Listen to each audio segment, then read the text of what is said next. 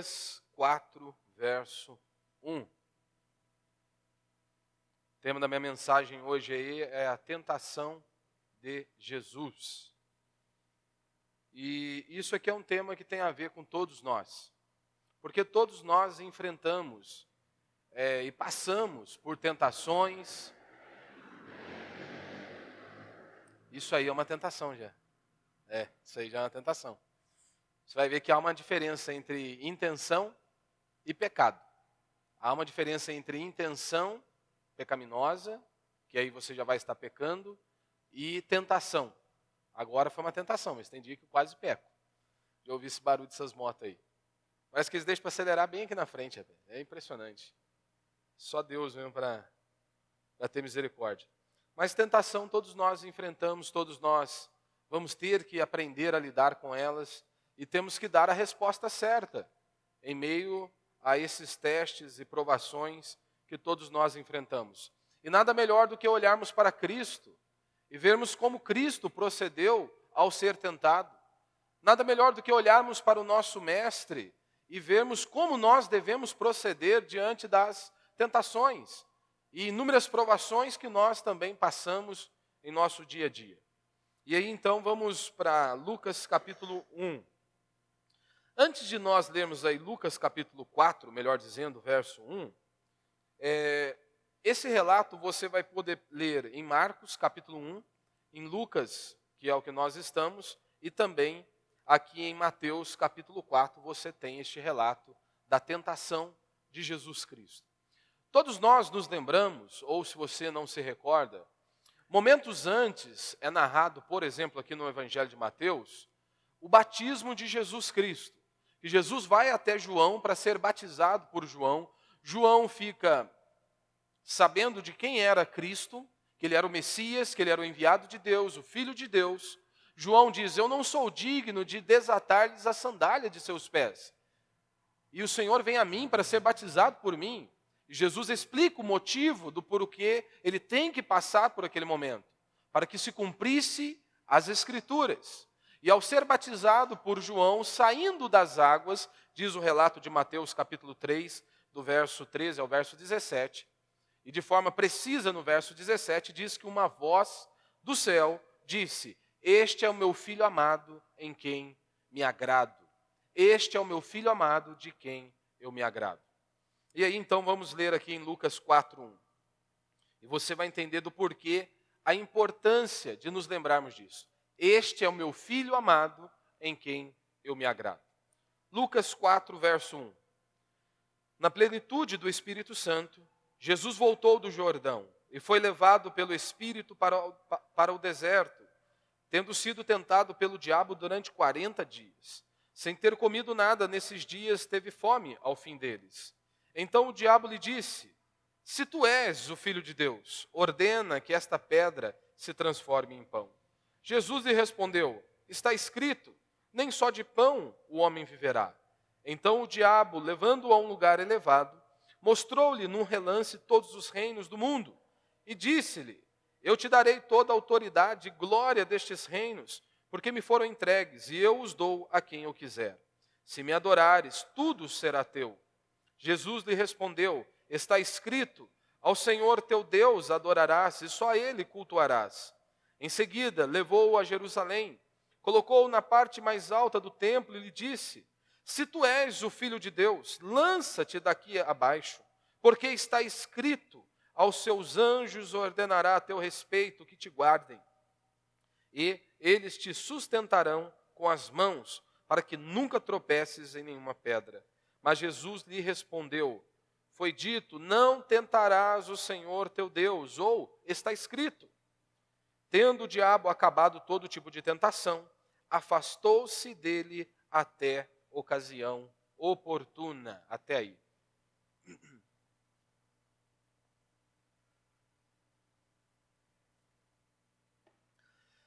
Nós temos muitos pontos interessantes aqui na exposição feita por Lucas e pelos outros evangelistas.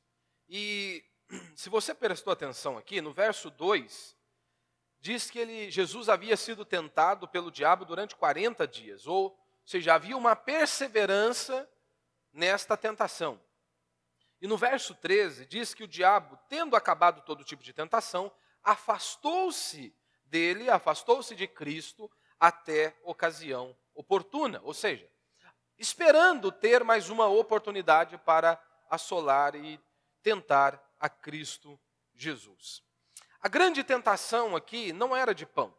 A grande tentação que Jesus estava enfrentando não era uma tentação de pão apenas. E se você notou, antes de iniciar aqui a exposição, se você notou, o diabo citou as Escrituras para Cristo. O diabo disse, está escrito.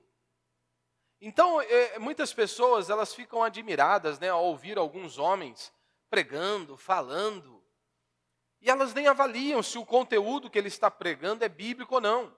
Se a exposição que ele está fazendo do texto sagrado é bíblica ou não. Porque, meu irmão, abrir a Bíblia e dizer que está falando em nome de Deus, todo mundo diz isso. O próprio diabo disse, está escrito. Ele citou a Bíblia, ele não citou o Alcorão. Ele não citou nenhum livro pagão, ele citou as Escrituras. E hoje, neste exato momento, em muitos lugares, o que nós temos são homens distorcendo as Escrituras para que elas se adaptem ao seu estilo de vida. Ou seja, nós vemos muitas pessoas usando as Escrituras como o próprio Satanás estava usando aqui as Escrituras. Então, o que havia aqui era uma interpretação errada do texto bíblico. Porque Satanás citou aqui os Salmos. Ele estava citando os Salmos para o Senhor, e não apenas os Salmos. Mas com uma interpretação completamente equivocada, errada. E não é exatamente isso que muitos pastores fazem hoje?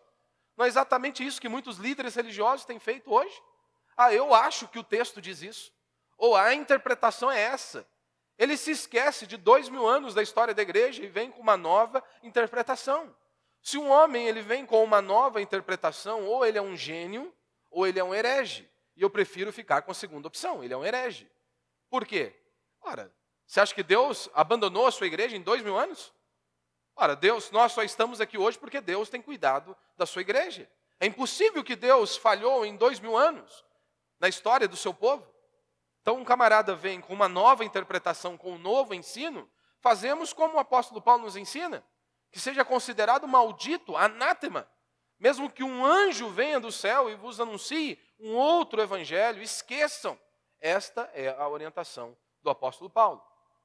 Então nós não podemos ficar impressionados ao ver algumas pessoas citando a Bíblia, falando das Escrituras. Às vezes as pessoas me dizem, olha, fulano está lá na rua, vivendo completamente perdido, e estava citando a Bíblia, embriagado. Até Satanás citou. O que importa é se ele obedece. Se ele obedece às Escrituras, se ele se submete às sagradas Escrituras. O quanto você fala, o quanto as pessoas podem citar a Bíblia, não me impressiona. O que me impressiona é o quanto nós nos submetemos a ela. O quanto nós obedecemos à palavra de Deus. E nós fomos chamados justamente para isso, para obedecer à palavra de Deus. E não escolher porções da palavra de Deus para que nós possamos obedecer. Toda a palavra de Deus. A Escritura é enfática e diz, toda a palavra de Deus é divinamente inspirada por Deus. Então, tudo aquilo que está aqui na Bíblia é para mim e para você. É alimento para nós. Alimento para a nossa vida, para a nossa família, para toda a nossa casa. Então, a grande tentação aqui de Jesus não era de pão. Muitas vezes eu e você, nós pensamos que as maiores tentações que nós enfrentamos nesta vida dizem respeito apenas a necessidades físicas. Falamos em tentação, automaticamente muitos já pensam numa tentação sexual. Muitos podem pensar que é uma tentação aqui de comida apenas. Não, o texto é muito mais profundo que isso. Porque, convenhamos, uma tentação sexual é facilmente percebida. Se nós somos tentados sexualmente, rapidamente nós conseguimos identificar aquela cilada e aquela estratégia do diabo para muitas vezes tentar nos derrubar. Todavia, as maiores tentações que nós enfrentamos são relacionadas à fé. Porque no batismo o céu se abre e uma voz vinda do céu dizendo, tu és o meu filho amado, em quem eu me agrado. O que Satanás está fazendo aqui? Ele olha para Jesus e diz, se tu és o Filho de Deus, tu és o Filho de Deus, será? O que Satanás estava fazendo era colocando a identidade de Jesus Cristo em xeque. fácil enxergarmos a tentação sexual, mas aquela tentação que brota dentro do meu e do seu coração, de tentarmos provar para os outros que nós somos algo. E essa tentação brota dentro do meu e do seu coração todos os dias. A tentação de mostrar algo para as pessoas, que nós somos melhores, que nós podemos fazer inúmeras coisas, ou seja, que nós somos superiores a eles. Assim como o diabo fez para Jesus: se tu és o Filho de Deus, então prova, transforma estas pedras em pães. Prova que tu és o Filho de Deus. Ora, quantas pessoas vão fazer uma faculdade justamente para provar para outros que elas são intelectuais, que elas possuem um diploma, que elas têm status perante a sociedade? Quantas canções evangélicas hoje são escritas justamente com este propósito de mostrar para o outro, como canções: olha, se você me viu passar na prova e não me ajudou, se prepare, porque um dia eu vou estar lá em cima e você vai se arrepender de não ter me ajudado. Ou tipo raridade, não importa se o mundo não te notou, você tem o seu valor. Ou seja, precisamos mostrar para os outros que nós somos alguém. Meu irmão, se você vive tentando provar para os outros algo, ou que você é alguma coisa, lembre-se, isso é pecado. Se você faz isso, você está pecando. Tudo que nós viermos a fazer, seja cursar uma faculdade, ir para um determinado trabalho, ou qualquer coisa que nós fizermos enquanto estivermos neste mundo, a perspectiva correta é: faça para a glória de Deus. Se você vai cursar uma faculdade, faça para a glória de Deus. Se você faz qualquer coisa em sua vida, faça para a glória de Deus. Porque se você não fizer assim, você está pecando. Porque se você não faz para a glória de Deus, a motivação que pode estar te movendo é justamente para se mostrar superior às outras pessoas. Como eu disse, a tentação sexual facilmente nós percebemos. E aquela tentação que brota dentro dos nossos corações, da arrogância que há dentro de mim e de você. Porque o nosso coração é podre, é corrupto e desesperadamente enganoso, diz as Escrituras. Nós amamos isso, nós amamos o poder, nós amamos o destaque, o status. Isso brota dentro do meu e do seu coração. E nós precisamos lutar contra estas coisas, da glória deste mundo, do aplauso dos homens deste mundo. Essa é uma tentação que eu e você temos que lutar diariamente. Quantas pessoas vão fazer, por exemplo, uma festa para as crianças, mas muitas vezes não há condições, mas elas precisam fazer para mostrar para os outros, porque afinal de contas, se eu não fizer uma festa, o que as pessoas vão dizer? Que eu sou pobre. Não é a mesma coisa quando você vai casar. Mulher normalmente sonha, entrando de branco, vestidão, uma festa, gente para tudo quanto ela brota gente. Você nunca viu tanta gente na vida, mas no dia do casamento aparece parente que você nunca viu. E aí quer aquela festão. Mas e se eu não fizer festa, pastor? O que eles vão dizer? Vão dizer que você é pobre. Essa é a verdade. Meu casamento mesmo não teve nada, não. Por que não teve? Porque é pobre. Só a cerimônia e a bênção de Deus, e acabou. É disso que nós precisamos. Não sou contrário à festa, não, meu irmão. Se você tem dinheiro para fazer, faz mesmo. Faz para criança, faz de casamento, faz de aniversário de casamento, mas convida. Se fizer, convida a gente, que nós vamos também. Não tem problema nenhum, não. O problema é você fazer algo que você não tem condição. Para quê? Fazer para impressionar os outros?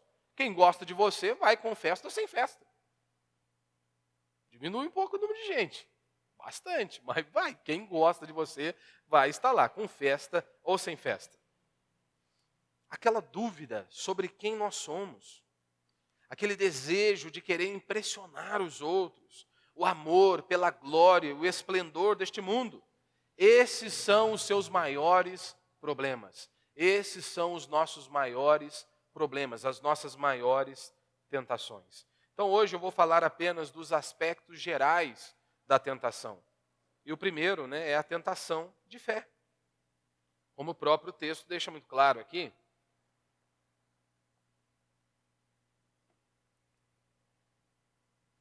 Como eu disse, a tentação aqui não era sobre comida, mas sobre quem Jesus era. Deus diz: tu és o meu filho amado. Satanás olha e diz: será? Se você é mesmo filho amado? Olha a situação da sua vida. olha como que você está vivendo. Olha o tanto de sofrimento, olha o tanto de dificuldades. Será mesmo se Deus te ama? Será se você é amado do Pai? Meu irmão, muitas vezes não é isso que nós enfrentamos? Muitas vezes não é isso que assola o seu coração? Será mesmo? Se convém servir a Deus? Será mesmo se compensa andar com Deus? Será mesmo se Deus é amor? Será mesmo se Deus é gracioso? Será se Deus está cuidando de mim? Dúvidas sobre quem você é. Dúvidas sobre quem Deus é. Dúvidas sobre o amor de Deus, sobre o amor do Pai para com seus filhos. Dúvidas sobre as Escrituras. Será se eu devo me submeter à palavra de Deus? Será se ela é mesmo inerrante? Será se ela é alimento para a minha vida? Dúvidas sobre a igreja, porque muitas vezes você frequentou tantos locais de culto e sofreu horrores, que hoje muitas vezes pode vir uma dúvida em seu coração. Será mesmo? Por que temos que congregar? Por que temos que vir para a reunião solene, o ajuntamento solene do povo de Deus? Será mesmo se isso está na Bíblia? Será mesmo se convém se ajuntar com o povo do Senhor? Sofreu em muitas igrejas, e aí hoje a pergunta é, será se eu preciso me submeter à liderança de alguma igreja? Será se esses homens não estão querendo arrancar o meu couro, como em muitos outros lugares? Muitas vezes essas dúvidas, essas são suas grandes tentações. As suas grandes tentações estão aí. E muitos querem usar os crentes, os bereanos, para se eximirem de qualquer compromisso com a igreja local. Se você se lembra, os crentes dos bereanos, ao ouvirem a pregação, eles iam para as Escrituras, examinar aquilo que o pastor estava falando, que o apóstolo estava falando. Vamos ver se biblicamente é isso mesmo que está aqui. E aí muitos, por sofrerem em alguns outros locais de culto, em outras denominações, sempre ficam ressabiados, com o pé atrás. E aí vão citar os bereanos como uma desculpa para não se submeterem, ou uma desculpa para não se envolverem com a igreja local. Não, nós não temos essa opção, nós precisamos nos envolver. Meu irmão, porque se você já leu as Escrituras, lá em Atos, que vai mostrar um pouquinho da igreja primitiva, lá quem trabalhava na igreja primitiva não era apenas os apóstolos, não. Toda a igreja estava envolvida. Da mesma maneira é hoje para mim e para você. Todos nós temos obrigação com a igreja. Todos nós. Seja com o crescimento da igreja, seja com o envolvimento da igreja. Todos nós, se você se diz cristão, você tem que se envolver com a obra de Deus. Você precisa estar ligado à obra de Deus. Porque lá em Atos, que é o início da igreja primitiva, todos os cristãos estavam envolvidos. Atos capítulo 2, do verso 40 em diante, você vai ver ali. Atos capítulo 4, você vai ver a igreja de novo, engajada, envolvida com a obra do Senhor. Então todos nós temos que estar envolvidos com a obra de Deus. Isso não é apenas para o pastor ou para a liderança da igreja. Se você se intitula um cristão, você tem que se envolver com a obra do Senhor. Então, quando nós começamos a duvidar, você abre inúmeras portas para os pecados, para pecados. Primeiro, nós temos uma crise de fé, para depois o adultério começar a nos atrair. Primeiro você tem uma crise de fé, depois o adultério começa a ficar um pouquinho mais atraente. Estou dando o exemplo do adultério, mas você pode colocar qualquer outra coisa. Primeiro você tem uma crise de fé, e aí começa a se abrir inúmeras portas para o pecado. O salmista, no Salmo 14, verso 1, ele diz: o insensato diz no seu coração, Deus não existe. E qual é a consequência de dizer que Deus não existe?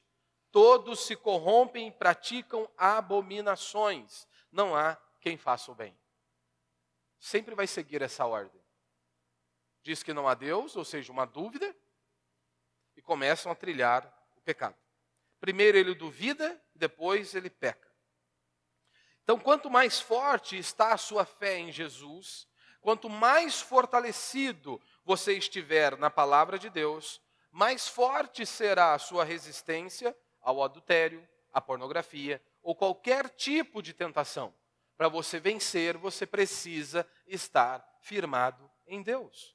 Você precisa estar cheio do Espírito de Deus, porque senão você vai sucumbir. Quanto mais cheio da palavra de Deus você estiver, mais fortalecido você estará para vencer qualquer tipo de tentação. Se você se lembra, Pedro, quando ele começa a afundar, foi por que ele começou a afundar? Porque ele duvidou. Foi por isso que ele começou a afundar. Ele duvidou. Sem dúvida também os sofrimentos, os momentos difíceis que nós enfrentamos, se nós não estivermos firmados em Deus, as portas para o pecado também se abrem. Se ao passar por sofrimentos, por privações, por inúmeras dores neste mundo, se você não estiver firmado em Deus e em sua palavra, começam a se abrir inúmeras portas para o pecado. Como, por exemplo, a mulher de Jó. Ao passar por sofrimento e dor, o que ela disse? Achou-se no direito de blasfemar contra Deus. Achou-se no direito de levantar contra Deus porque ela estava sofrendo, porque ela estava passando por problemas. O que ela disse para Jó? Amaldiçoa o teu Deus e morre. Ou seja, olha, nós não temos nada, estamos perdendo tudo. Olha a nossa vida, olha a nossa situação.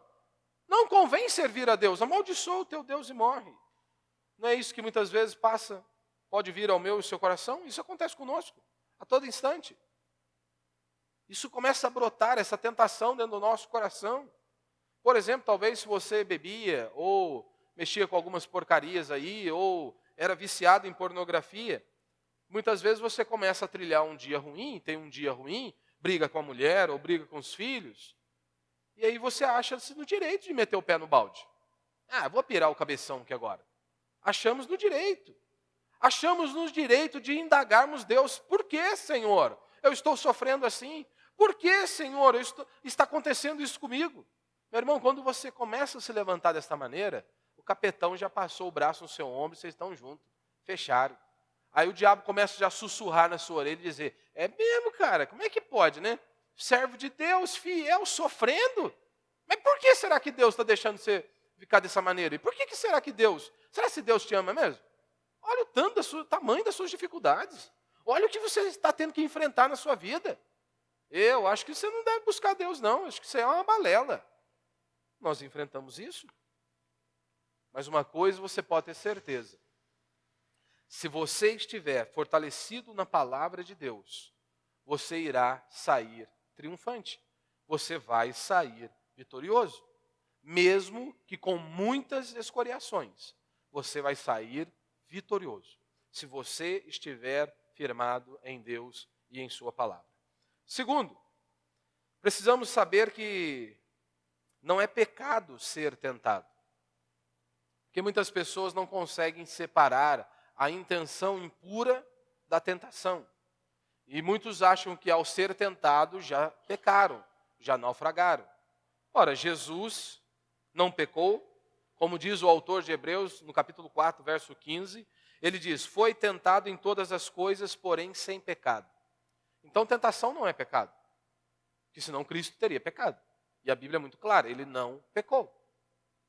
Então, tentação não é pecado, mas muitas vezes as pessoas confundem intenção impura com tentação.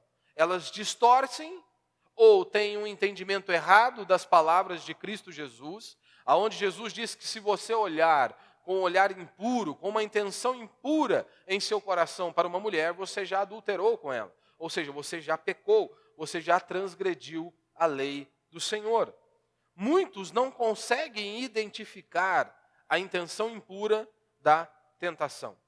E para ilustrar isso de forma simples e prática para todos nós, como por exemplo no trânsito. O trânsito é um tratamento, né? Como eu acabei de citar aqui, ó, da moto, né? Mas imagine comigo, você está no trânsito. O cara simplesmente te fecha. O que acontece? Você acena para ele com um sorriso no rosto? Você diz bom dia para ele? O que sobe já dentro do seu interior aqui? Começa a brotar um negócio aqui dentro, né? Até aqui, isso aqui é apenas uma tentação. Agora, se você abaixa o vidro e começa a xingar o cara, já era, você pecou. Já transgrediu ali, já transgrediu. Até o momento que dá aquela ziquezira dentro de você aqui, é tentação. A partir do momento que você vai arma o barraco, acabou, aí você pecou. É mais ou menos assim. Imagine que tem um bolo maravilhoso. E você gosta de bolo. Tem gente que não gosta. Eu gosto. Imagine que tem um bolo ali, o bolo que você gosta. Aquela coisa mais maravilhosa do mundo. Está ali. Só que é pecado comer aquele bolo. É como se fosse pecado comer o bolo. Só ilustração, né, meu irmão? Só ilustração. Aí você está lá, viu aquele bolão maravilhoso, todo coberto ali, maravilhoso. Só que é proibido comer o bolo. Mas na hora que você bate o olho no bicho, o que acontece? A boca já enche d'água, o estômago já dá aquela roncada lá dentro. Isso aqui é natural, essa reação natural do nosso corpo. Até aqui isso é tentação. O problema seria você olhar para o bolo, sabe que é pecado, e você vai lá, dá uma cheirada no bolo, dá uma fungada nele pertinho, você dá umas voltas perto dele, você só não come o bolo porque tem gente olhando, senão se comia. Isso aqui é pecado. Isso aqui já seria pecado. Você só não abocanhou o bolo porque tinha gente vendo. Isso se aplica a toda a nossa vida. A mulher lá na rua, as tentações, se você bebia, se você usou algum tipo de droga, você tem que enfrentar essas tentações. Você tem que enfrentar. E aí, vou cair em pecado? Passa uma mulher bonita? Como é que faz? A beleza em si não é pecado. Você olhar para alguém e dizer, seja mulher ou homem, você dizer que é bonito, não é pecado. O problema é quando você deseja aquela outra pessoa. Isso sim é pecado. Isso sim é pecado, mas você deve se policiar. Porque principalmente em dias como nós, que as mulheres, né, andam quase seminuas e outros homens andam com a calça quase lá no calcanhar. Né? Troço feio pra caramba, né? Mas tem gente que ainda pode se sentir atraído por um trem daquele, né? Mas temos que nos policiar. Imagine, às vezes você está lá em casa, na sua casa. E sempre às vezes fazem umas perguntas, né, meu irmão? Que só o sangue do cordeiro, né? Às vezes é a mulher que faz aquela pergunta que não tem lógica, que é uma pergunta idiota. Às vezes é o filho, né? Filho, normalmente, ele sempre tem uma pergunta idiota, né? Sempre vem com uma perguntinha idiota que você fala, rapaz, de onde será que ele tirou esse negócio? Será que ele está vivendo em Nárnia? Onde que ele vive, né? Não tem lógica o que ele está falando. E aí, muitas vezes, já sobe aquela ira dentro de você. Porque a mulher fez uma pergunta que você fica pensando, meu Deus. Aí você já começa a orar, fala, Senhor, estou sendo tentado nesse momento. Livra-me desta tentação. Acontece. Ser tentado não é pecado. Mas muitas vezes, e muitas tentações, nós enfrentamos por burrice.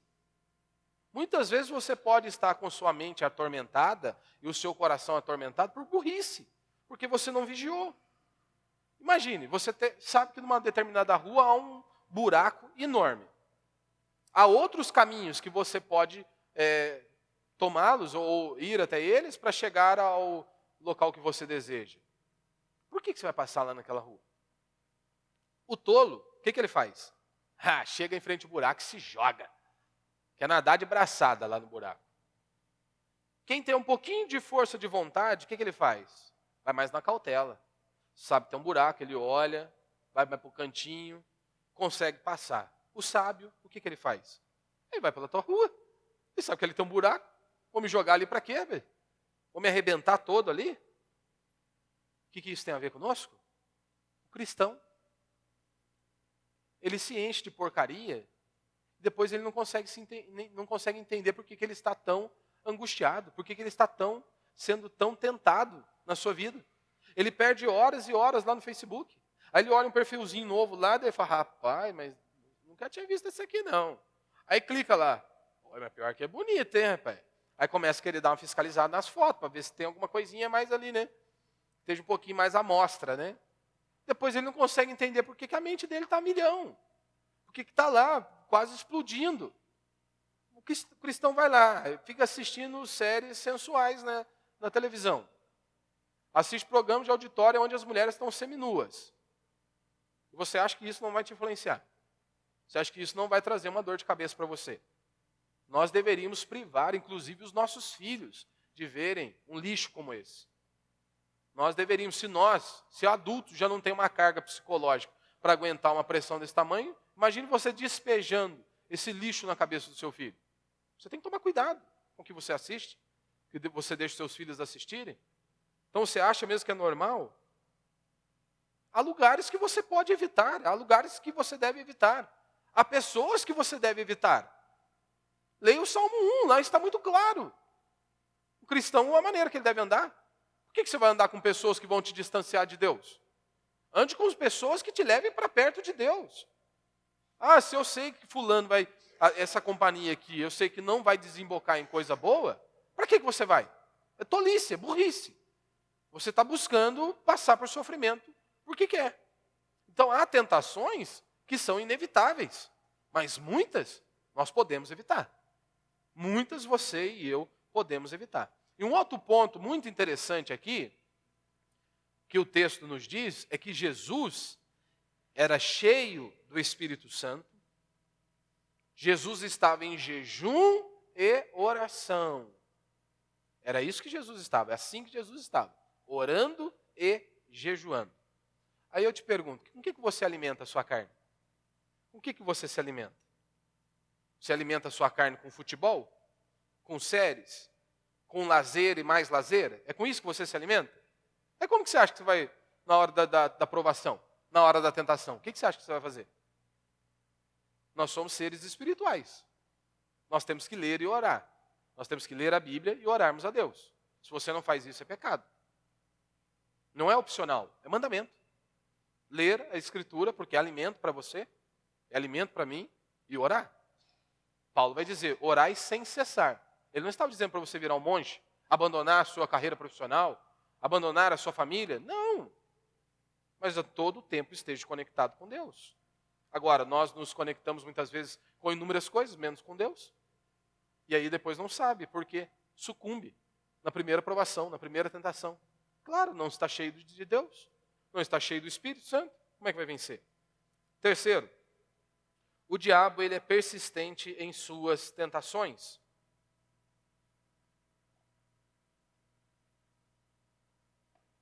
Como eu disse, no verso 2 diz que ao longo daquele período o diabo estava tentando Jesus. Nós vemos ali de maneira mais enfática, pelo menos umas 3 vezes, citando as próprias Escrituras para Cristo. E nós vemos no verso 13 aqui de Lucas 4, que ele esperava uma ocasião oportuna, ou seja, voltaria para tentá-lo novamente. Isso mostra que o diabo ele é persistente em suas tentações. Você foi tentado ontem, você foi tentado hoje e será tentado amanhã. Enquanto o seu corpo não descer à sepultura, você vai ser tentado. E você precisa estar ciente disso, para que você dê uma resposta certa. Você foi tentado a mentir ontem, será tentado ou já foi tentado a mentir hoje e será tentado a mentir amanhã. Você não está livre. Você foi tentado a duvidar ontem do poder de Deus, da mão de Deus, do cuidado de Deus. Foi tentado hoje e será tentado também amanhã. A duvidar, será se Deus está comigo? Mateus 24, verso 12, Jesus diz, aquele, porém, que perseverar até o fim, esse será salvo. Aqui nós temos a doutrina da perseverança final dos santos. Ou seja, aquele que Deus separou antes da fundação do mundo, esse vai perseverar até o final, porque Deus é quem o sustenta. Aqui ele está dando um sinal, uma marca de quem é salvo, do povo de Deus, do Filho de Deus. E ele diz que é a perseverança. A perseverança. Ou seja, aos crentes verdadeiros, ele deu o dom de nunca desistir. Ou seja, ele nos fortalece, ele nos capacita. Como diz, por exemplo, o apóstolo Paulo em Filipenses 1,6, estou certo disso, aquele que começou a boa obra em vós, irá aperfeiçoá-la até o dia de Cristo Jesus. Ou seja, se você é filho de Deus, o Espírito de Deus habita em você, você vai perseverar até o fim. O Senhor vai te manter até o final. E nós somos tentados a duvidar. Será mesmo se Deus está comigo? Será se Deus vai me fortalecer? Jeremias, nós temos 2 exemplos aqui, poderia citar inúmeros outros, mas quero citar o exemplo de Jeremias. Jeremias capítulo 25, verso 3 diz o seguinte, por um período de 23 anos, desde o 13º ano de Josias, filho de Amon, rei de Judá, até o dia de hoje, a palavra do Senhor tem vindo a mim, e eu a tenho anunciado a vós, falando-vos insistentemente, mas vós não tendes dado ouvido. Você entendeu aqui? 23 anos, levantando cedo, indo dormir tarde, pregando a palavra de Deus e ninguém queria ouvi-lo. Ninguém queria dar crédito às palavras de Jeremias. Poderia ser tentado a duvidar. Mas será se Deus está mesmo comigo? Será se Deus está me abençoando? Temos outro exemplo, Josué e Calebe. Josué capítulo 14, do verso 7 ao verso 11, diz o seguinte: por um período, eu tinha 40 anos, quando Moisés, servo do Senhor, me enviou a Cades Barneia para espionar a terra. E eu lhe trouxe um relatório totalmente sincero. Meus irmãos que subiram comigo fizeram derreter o coração do povo de medo, mas eu perseverei em seguir o Senhor, meu Deus. Naquele dia Moisés jurou, dizendo: certamente a terra em que o teu pé pisou te será herança para ti e para os teus filhos para sempre, porque perseveraste em seguir o Senhor, meu Deus. E agora, como prometeu o Senhor, conservou-me em vida estes 45 anos. Ou seja, 45 anos se passaram desde aquele ocorrido. 45 anos. E isto desde o tempo em que o Senhor falou a Moisés, falou esta palavra a Moisés, quando Israel ainda estava no deserto, e hoje já tenho 85 anos. Ainda estou tão forte como no dia em que Moisés me enviou. A minha força então era como é agora, tanto para guerrear como para trabalhar. Você já imaginou isso aqui? 45 anos? Aqui, ó, ele foi fiel a Deus. Talvez ele pudesse esperar. Pô, o resto tudo vacilou, eu vou entrar na terra. Nós dois vamos tomar posse disso aqui. E a resposta de Deus foi: não, agora não. Você vai ser abençoado, mas não agora. 45 anos se passaram. Talvez a dúvida poderia vir. Será mesmo? Se Deus vai fazer? Quarto princípio: Jesus firme no deserto.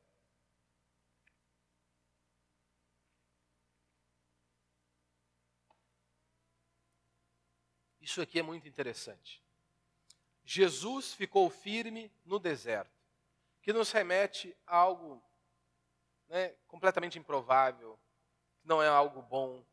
Puxa, há inúmeros outros lugares melhores. Ou seja, um cenário meio assim, meio desfavorável. Jesus ficou firme no deserto. E você tem Adão no paraíso e pecou.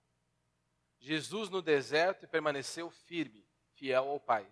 Adão no deserto, no paraíso, caiu. Adão caiu no paraíso. Não é esta a desculpa que muitos homens usam para pecar? Não é essa muitas vezes a desculpa que você pode utilizar para pecar? Ah, pastor, não dá para ser puro sexualmente num país como o nosso. Ah, pastor, não dá para ser puro sexualmente num país ou num mundo como o nosso hoje. Convenhamos, né? Pastor, não dá para ser honesto num país como o nosso. Poxa, a gente precisa dar um jeitinho brasileiro. Não dá. Meu irmão, a Escritura diz que eu e você, nós fomos chamados para ser puro num mundo impuro. Para andar reto num país que mesmo todos estejam fazendo tudo que é errado. Em todas as épocas foram assim. Os servos de Deus foram chamados para serem fiéis a Deus num mundo completamente perdido. No mundo onde todos estavam buscando a outros deuses. Onde as pessoas viviam na idolatria, no paganismo. E os servos de Deus foram chamados para serem fiéis a Deus em meio àquele contexto. Então nós não podemos usar as circunstâncias como desculpa para nós pecarmos. Não importa o tamanho, quais sejam as suas circunstâncias. Aquilo que você está vivendo hoje não é uma desculpa para você pecar. E aqui nós temos um grande problema, porque muitos podem citar a própria Bíblia, para como se eles tivessem um alvará para poder pecar. Eles vão pegar o apóstolo Paulo em Romanos capítulo 7. Todos nós nos lembramos, muitos usam o apóstolo Paulo como uma desculpa para pecarem. Pois afinal de contas eles dizem: pastor, mas se até o apóstolo Paulo diz, olha, o bem que eu quero fazer, isso eu não consigo, e o mal que não quero, isso eu faço. Então, se até o apóstolo Paulo disse isso, quem somos nós? Eu não vou conseguir, eu não vou vencer. Só que aí você precisa se lembrar que em Romanos capítulo 7, muitos estão pegando Romanos capítulo 7 como uma desculpa uma desculpa para ter um comportamento pecaminoso. Só que é este o ensinamento de Paulo? Ora, no capítulo 6 ele diz, vocês não são escravos do pecado. Então é impossível que no capítulo 7, Paulo esteja descrevendo a vida de um crente. É impossível. Só se Paulo havia ficado louco. Ora, mas ele está inspirado por Deus, cheio do Espírito de Deus. Quem é aquele homem que o apóstolo Paulo está dizendo? Por isso que é importante você ter um entendimento correto das Escrituras e uma interpretação correta da palavra de Deus. Porque o que nós temos em Romanos capítulo 7, o que Paulo está descrevendo, é o cenário de um homem que está num processo de conversão. E se você se lembra, ele diz isso, olha, o bem que eu quero eu não consigo, mas o mal que eu não quero, isso eu faço. Desventurado homem que sou, miserável homem que sou, quem me livrará do corpo desta morte?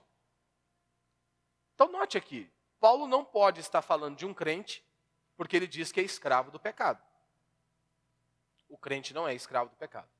Paulo não pode estar falando de um ímpio, porque um ímpio não quer fazer a vontade de Deus. E ele diz, olha, o bem que eu quero, isso eu não faço. Quem Paulo está falando? Paulo está falando de um homem que está num processo de conversão. Aquele homem que teve um choque de realidade, um choque com a palavra de Deus, enxergou a sua miséria, enxergou a sua depravação total, e por isso ele clama, quem poderá me livrar do corpo desta morte? Ou seja, eu preciso de um milagre. Ou seja, ele começa a enxergar a sua miséria e a sua necessidade de um Salvador.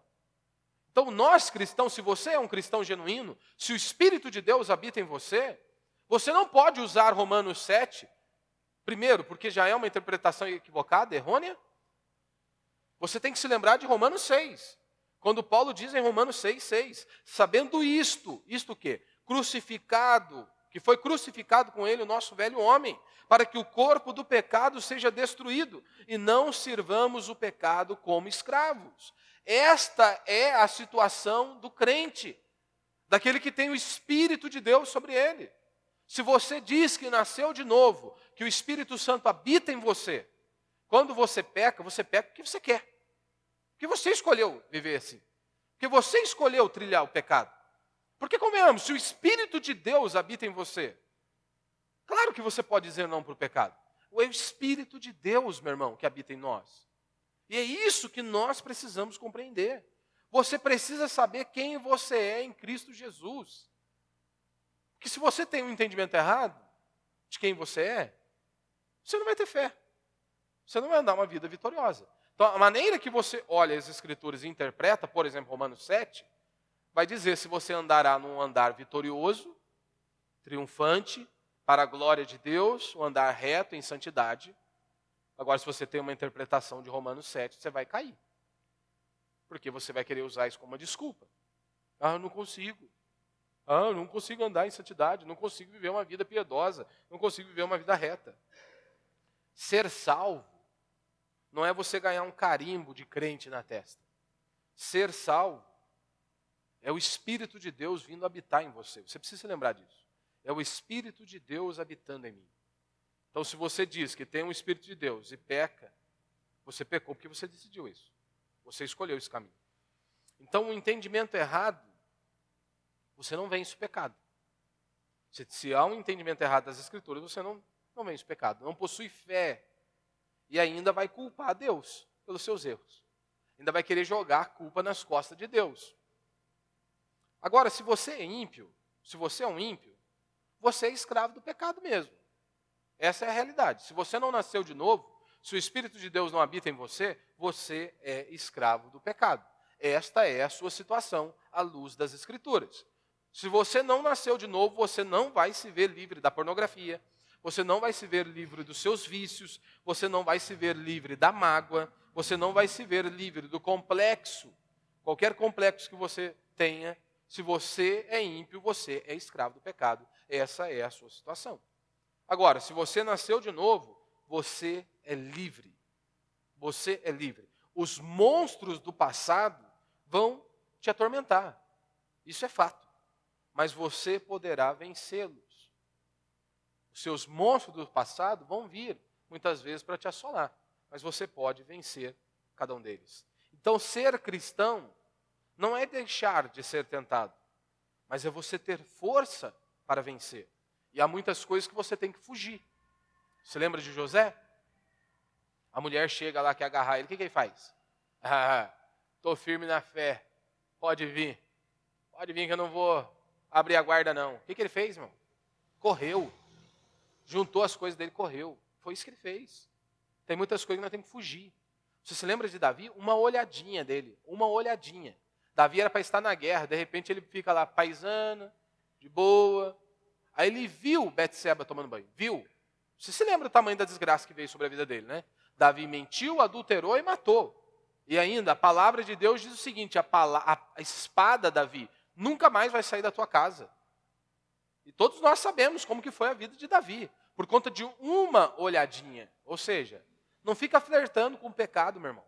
Com o pecado você tem que ser radical. Foi isso que Jesus disse, se o teu olho te faz pecar, arranca-o. Ou seja, seja radical para com o pecado. Não brinque com o pecado, não flerte com o pecado, corte tudo aquilo que te leve para o pecado, ou te leve a pecar. Ou você realmente quer andar em santidade, em novidade de vida, ou você quer brincar. Não dá para ter as duas coisas, ou um ou outro. Ou nós nos posicionamos ou não. Então ser cristão não é deixar de ser tentado. Você pode ter certeza, você vai ser tentado até o seu último dia de vida. A hora que o seu corpo descer a sepultura, aí acabou. Mas enquanto isso, enquanto você estiver respirando, você vai ser tentado diariamente e todos os dias. Mas nós temos a certeza de ter força para vencer. Por exemplo, imagine uma pessoa que foi abusada. É difícil. Agora, Deus não vai te dar o dom da amnésia. Não vai. Ele vai te dar força para suportar aquilo. Isso que você vê muitas vezes, por exemplo, na Universal, que põe lá o cara, né, que mexia com droga, aí o bispo põe lá o pino de cocaína para ele dá ânsia de vômito, né? Aquilo é mentira, sabe disso, né? Ah, pastor, você não acredita que Deus pode fazer isso aí? Não, eu acredito, eu só não acredito neles. Neles eu não acredito, não. E outra, por que eu não acredito? Porque isso aí não é a regra. Ah, se você era viciado em drogas, se você era viciado em bebidas ou em qualquer outra coisa, não quer dizer que você se converteu, que o Espírito de Deus habita em você agora, que você nunca mais vai ser tentado por isso. Pode ocorrer, você era um viciado em drogas ou em bebidas e se converteu, e você tem uma repúdia, né, total, uma repulsa total, um nojo com relação àquilo. Pode ser. Deus pode ter feito isso com você, glória a Deus por isso, mas isso não é a regra, isso é exceção.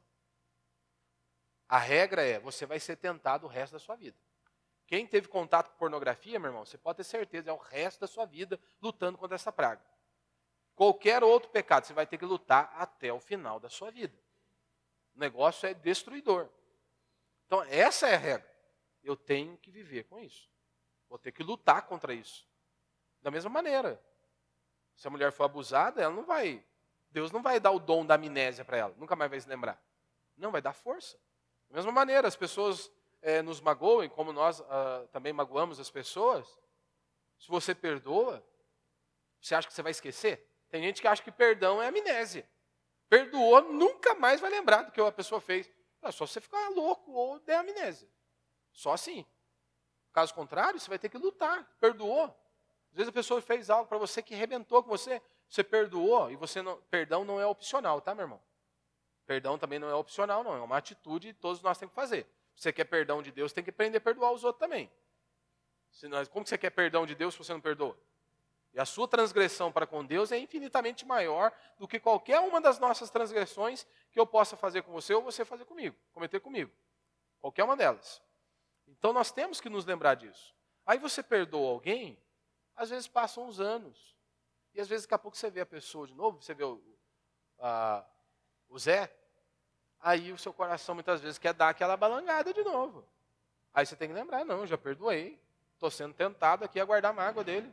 Não vou guardar, não vou. Então Deus não te dota com o dom da amnésia, mas Ele te dá força para vencer. E para a gente encerrar, como vencer a tentação? Primeiro, pela palavra de Deus. Jesus disse, está escrito. Não há nenhuma outra arma, meu irmão. A pessoa quer dizer para você vencer a tentação sexual, vai tomar banho gelado. Isso não funciona. Ah, para vencer a raiva, conta até 10. Não funciona, pode contar até 1000. Se chegar perto de você, você ainda explode ainda. Não, é palavra de Deus, pois tudo provém da palavra de Deus. Paulo, em Efésios capítulo 6, ele nos dá ali o exemplo como se fosse de um soldado. E ele diz que nós temos que nos revestir de uma armadura espiritual. Armadura espiritual, o escudo da fé para vencer os dardos do maligno. Olha para você ver. Essa é a ilustração que ele dá. Mas de onde vem essa fé? Ora, Romanos 10:17, o apóstolo Paulo diz: assim, a fé vem pela pregação, e a pregação pela palavra de Cristo. A fé vem pelo ouvir, o ouvir da palavra de Deus. Como que você vai orar? Você vai orar com base na palavra de Deus. É assim que nós oramos, com base na palavra do Senhor. Senhor, faz a tua vontade. Nós oramos segundo as Escrituras. Josué vai para a guerra. Qual que é a ordem de Deus para ele? Medita na lei de dia e de noite. Esse é o conselho que Deus dá. Quantas vezes você pega a sua Bíblia? Quantas vezes você dobra o seu joelho para orar? E buscar a Deus? Pare e pense aí. Jesus diz, nem só de pão viverá o homem. Ou seja, nós somos seres espirituais. Então, você tem que aprender a orar e a ler a Bíblia todo dia. Isso não é opcional para nós. É mandamento. Se você não faz isso, é pecado. Se você não faz, você está pecando. Você tem que mudar. Você tem que entender. Eu preciso ler a Bíblia e orar todo dia. Porque afinal de contas, você acha que você dá conta de fazer a sua vida? Conduzir a sua vida longe de Deus? Porque se você não se prostra diante dele, se você não ora, você não lê a Bíblia, é isso que você está dizendo. Eu não preciso de Deus. Ora, eu dou conta de conduzir a minha vida. Eu não preciso de Deus para conduzir o meu casamento, a criação dos meus filhos, o meu trabalho, eu não preciso de Deus. Eu dou conta do recado, eu sou bom, sou forte. Então, se você não faz, você está pecando. Paulo diz, orai sem cessar. Medita na lei de dia e de noite. Constantemente nós vemos isso. Mas é em toda a palavra de Deus. Vai escolher Salmo 23, Salmo 91.